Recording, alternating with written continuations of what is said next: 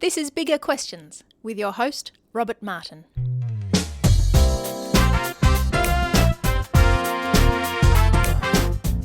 Welcome to Bigger Questions. Today's big question: what makes a great leader? Many aspire to leadership, but what does it take to be a really great leader? Today we hear from three top political and business leaders who share their insights and reflections on what makes truly great leadership. We start with former Australian Deputy Prime Minister John Anderson. Now, John had an extensive career in leadership in politics, and I asked John to reflect on how challenging public life really is. The whole thing's very challenging at a senior level. I don't think many Australians know just how tough it actually is. And, of course, I did many stints as acting Prime Minister. That's tougher still. Yeah. And I used to remember John Howard used to say to me when he was going, I'll leave the keys on your desk. And he'd get back, he'd say, I'll pick the keys up whenever. And it was when he picked the keys up, I'd often feel this sort of weight of responsibility lifting a bit. But you never knew what was going to happen. I was actually acting PM on 9/11. Yes, that was September 11 terrorist attacks. Yeah. Yes. Was that one of the greatest challenges you had to face as a leader? It was certainly the time at which you stared into the abyss. We didn't know how serious it was going to be. It was the same week that Ansett failed, as a matter of fact. So I was already up to my eyeballs in policy issues of the first order. Mm-hmm. And then that happened. And I think it was a point at which I sort of realised that there are no guarantees in life. And if you step up for something, then if the unexpected happens, you can flunk it or you can keep going. Jumping off the bridge in the way that a certain Italian captain did when he rolled his passenger liner over not so long ago is not the right option to exercise. Right, no. So how did you react then when you heard about the 9/11 or the September 11 terrorist attacks? Oh, well, I think like every other Australian, disbelief at first. And then, this is incredible. Is it real? What does it mean? The early advice was that it might very well have been the first of a series of intended rolling attacks, that Australia could be a target. We now know, in fact, that there were meant to be more attacks. They just couldn't train enough pilots at the time quickly enough to follow through with their full intent. But it was an unnerving time because you didn't know exactly what it meant. I was told very early on, as acting PM at the time, that it was almost certainly Osama bin Laden and his people behind it. That turned out, of course, to be true. And such counter-terrorism arrangements as we had in the country in those days were all tripped into action. One of the big concerns initially was, where is the Prime Minister? Is he safe? And then when he was found and was safe, how to get him home. Right. Because the Americans closed all airspace for 3 days. Yeah. Eventually he was flown by Air Force 2, which is identical to Air Force 1, so you never know which one you might be looking at, to Honolulu, as I recall, and then a Qantas 747 brought him home from there. So is leadership hard? It's very hard when you have to persuade, when you have to take people with you. In a democracy, to lead, you need to be able to do three things. Work out where it is that you think you should be going. That's the vision thing. The vision, yep. You've got to be able to articulate it to others. You've got to be able to explain it in ways that are meaningful and relevant, that highlight the problem and the solution. So that's the second part of it, articulate the vision. The third part of it is that you must have about you the personal qualities that make others trust you and believe you and want to work with you to achieve that vision. It's the only way it can be in a democracy, because you don't command people. You have to persuade them. But the massive problem that is emerging is that we are fragmenting as a people. The virtues, the civic glue that used to bind us together, they're all under attack. In an age of moral relativism, everyone's an island now, so it's becoming much harder. And there will come a point, I simply assert this as a matter of fact, where if we continue to polarise, if we continue to fragment, if we continue to tribalise, democracy will not work anymore. Now, people are suspicious of Christians in public office. Do you think that your Christian faith has enhanced or detracted from your service of the Australian people? Oh, goodness, I hope. It would be devastating to me if you could point to evidence as to how it was a bad thing, because it gave me a deep commitment to serve. The idea of trying to put self aside doing my best for others. Now, I'm not saying everybody would have agreed with every policy that I supported or even advocated, but in terms of my motives, I would hope that they were honourable. And I'd also have to say that it's easy to point to people who've done the wrong thing in public life, but we've had countless examples of people in this country who have had clear. Go and look at your currency. The number of people who are commemorated on our dollar bills, not dollar bills, but on our notes, as great Australians who have made a magnificent contribution. It's staggering how many of them had deep Christian belief. Now, one of the problems, though, with the Christians in public office is that their Christian values are not shared values. So can you really serve people whom you disagree with? Oh, yes. You have to be able to. Good grief. At the heart of the Christian message is the idea that Christ died for his enemies, for the people who put him there, who were sworn to, if you like, get rid of him. Yeah. So is it tempting then to not serve people who didn't vote for you? Absolutely. Of course it is. We're all human. Sometimes love is something you do. Not something you feel. It's something you do despite your feelings. So do you think that Jesus was a good leader? Well, he's the model for good leadership, surely. Mm-hmm. Laid down his life for others, including his enemies, not just his friends. And that has become the model of service leadership that defined our culture for so long. Often people failed, no doubt about that. But we revere some of the leaders in our own history precisely because they led for others, not for themselves. Eisenhower's a good example of that. President Eisenhower in America. He had to be persuaded to run, and he would not even sign his own nomination papers to run as President of the United States. But he allowed others to say, we want to be led by you, and then sought to serve. I admire him for that. John Anderson, former Deputy Prime Minister of Australia. Today's big question is, what makes a great leader? And we continue to ask this question with two top business leaders, Dr. Jenny George, CEO of Converge International and former Dean of the Melbourne Business School, and George Savvides, long-serving CEO of Medibank. We were originally asking them big questions about power and if power corrupts. But this question also has implications for leadership. Now, I asked George Savvides to respond to research which shows that people with more power tended to act more like selfish jerks. You know, when you get the power cord opportunity of plugging yourself in as a leader and all the lights are on you and you have the authority to make a whole bunch of decisions around resources and people, you can think that it's all about you instead of the assignment that you've been asked to facilitate as a leader. Yeah. And if you get trapped in the it's all about you, then this sort of myopia around self-interest starts to take over, and the interests of others, even children who expect some candy, sort of get subordinated. Yeah. You can literally take candy from children if you think you're worth it, so to speak. Yeah. What are your thoughts, Jenny? Yeah, I think that's right. There's a really interesting quote that a famous Hollywood actor is particularly difficult to work with, and one of his colleagues said, well, what would you expect if you've never heard the word no for 25 years? And I think that it can be very difficult actually to maintain a sense of yourself as a person who, along with everyone else, doesn't have any special entitlement, if in fact everyone has all your life treated you with a sense of entitlement. So I think that that's a big part of it, and a big part of why power might corrupt.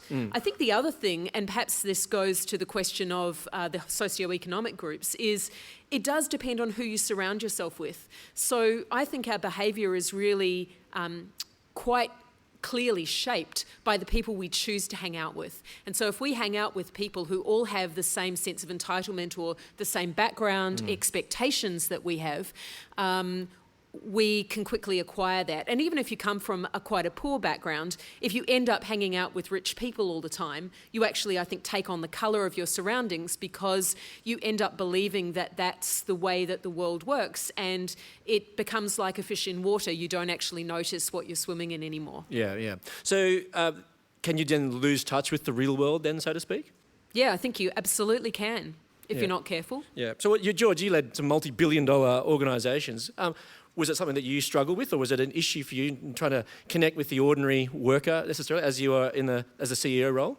Yeah, well, look, I think when you're sort of in the leadership role of, a corporation or an organisation, normally the number one priority is to get the mission done, the job done. And to do that, you need to mobilise a team of people, align them, get their energy level to a sense of real commitment, discretionary effort for the cause. So there's got to be a sense of purpose in why they're, teaming up. Leaders tend to have to do that quite well, communicate that sense of purpose. And out of that comes a whole lot of energy and release to get on with the job of achieving the organisational goal or mission. If you start that journey totally distracted with the person in the mirror, there's a whole lot of stuff that's not going to happen. The team's not going to get the direction they need or the support or encouragement. The resources will flow to the person who gets the biggest paycheck rather than the resource needs of the organisation. And what used to be a promise around trust, we trust you as leader to get the job done, trust gets breached.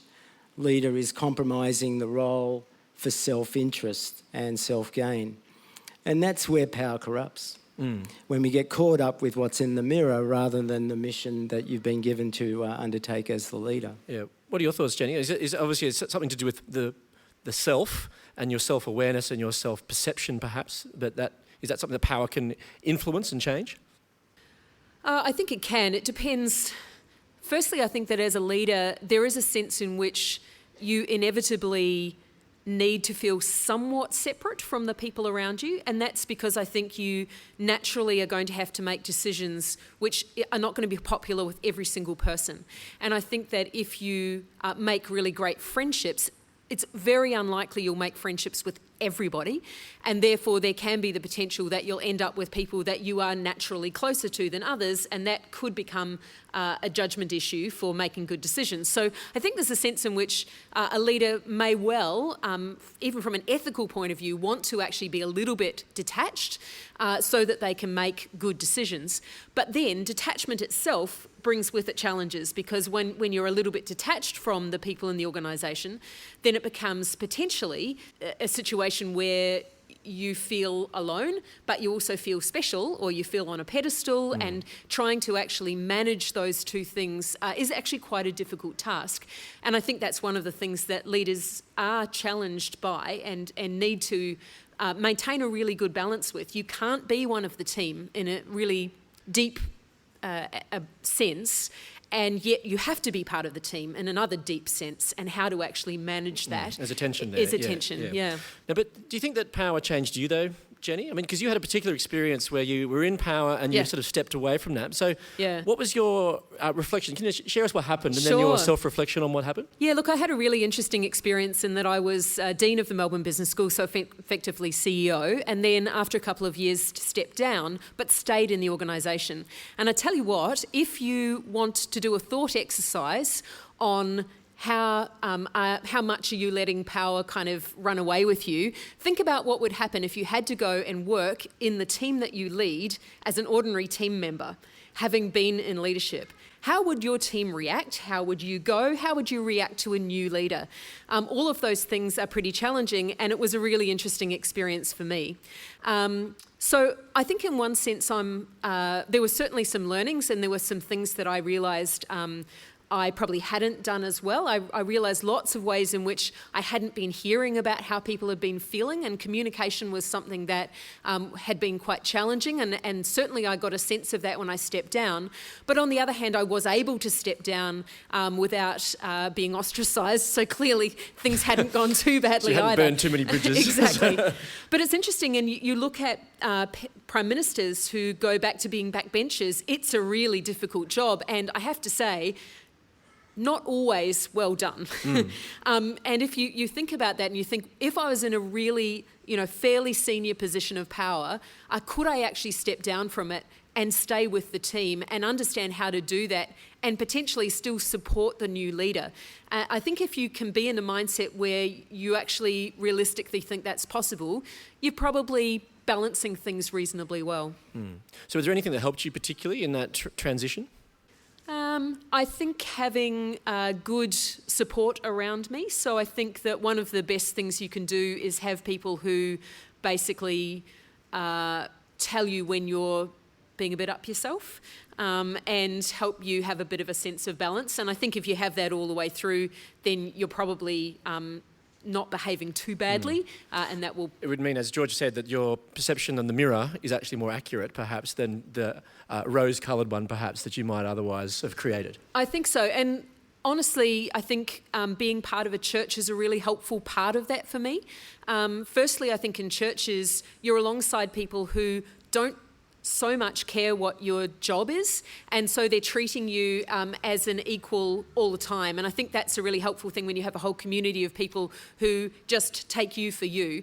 And I think the other thing is that you are generally meeting people from whole different walks of life as well. And I think that means that you don't get quite the same sense of being insulated in a particular group with the same sense of entitlement.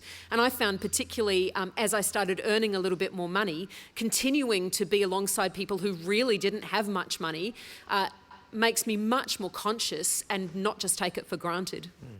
Now, questions just come in from our text line from our live audience. I'll direct it towards you, George.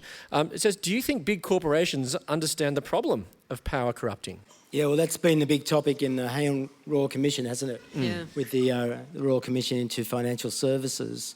And look, in the same way that a leader can be blind to their own behaviour in terms of self-orientation and self-interest, I call it gravity, organisations can have the same problem. They get it from the leadership and the culture from above.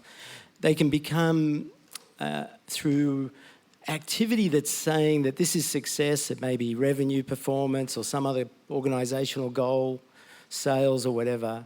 They get so obsessed with rewarding and celebrating certain successes around business goals, and they sometimes create over time a blindness or an insensitivity or a numbness to some of the impacts of what they do with customers or the broader community.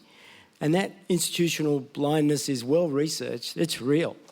You know, we can have great leaders, people that I've met many times in other places who are people of, good heart, who are so busy doing the busy, boards on top of them, shareholder organisations pressing for goals and returns. And they sort of forget the tentacles of reality that reach out into the land of those that they impact, customers and the society. And then it's possible over time for those at that numbness to do harm to customers and the community and to not pick that up until there's a Royal Commission and it's played back at you and you ask, do you guys have any values or, can you please explain why you do this? So that's how. So is that something you were aware of in your time certainly at Medibank and other CEO roles? Yeah, you got to constantly work. Look, I think what I look for, and we've just heard it in the way that Jenny explained her situation, I think the health check in leadership, whether it's at a governance level or a CEO level, a leadership team, is how much humility do we see? I was listening to Jenny and I heard a lot of humility there in terms of being earth, understanding the sense of equality amongst her peers, that even though she's got a senior role, that role's not about her. It's about what she's been trusted to deliver in terms of her leadership role into the organisation. And so I'm constantly having, when I even in my governance boards today, what am I looking for from leadership? Is there a reasonable dose of humility? Why? Because humility is about being earth to reality, where you see yourself not being the person of all the answers, but in fact you're investing in your team, and through that creativity that you get team mobilising for the solutions that your customers and your society want from your organisation. So, we saw this in the book, Jim Collins' book, Good to Great. Good to Great, yeah. Yeah, like he did incredible research around large corporations over longitudinal studies over many years about why they were high performing, the ones that he picked out that were high performing.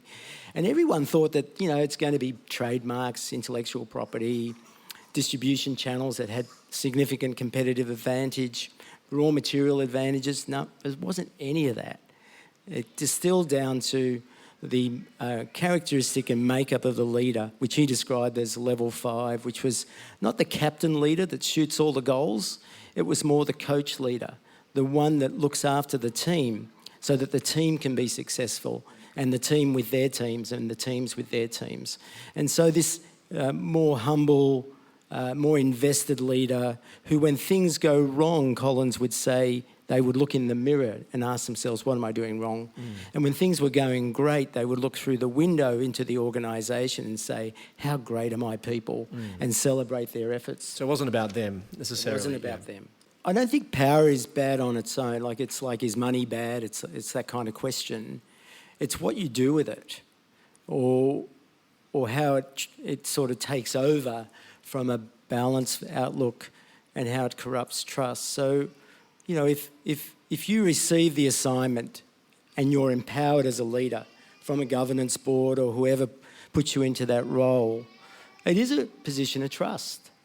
And, you know, normally when you're given the power, you're given an outline of the task to be done, the mission.